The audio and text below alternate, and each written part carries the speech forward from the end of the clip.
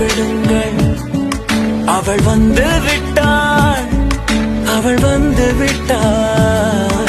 ஹே ஐ என்றால் அது அழகு என்றால் அவள் தானா? ஹே ஐ என்றால் அது கடவுள் என்றால் அந்த கடவுளின் துகள் அவள் தானா? ஐயோ என திகைக்கும் என வியக்கும் ஐகளுக்கெல்லாம் விடுமுறையை அவள் தந்து விட்டாள், அவள் வந்து விட்டாள். பூக்களே சற்று ஓய்விடுங்கள். அவள் வந்து விட்டாள், அவள் வந்து விட்டாள்.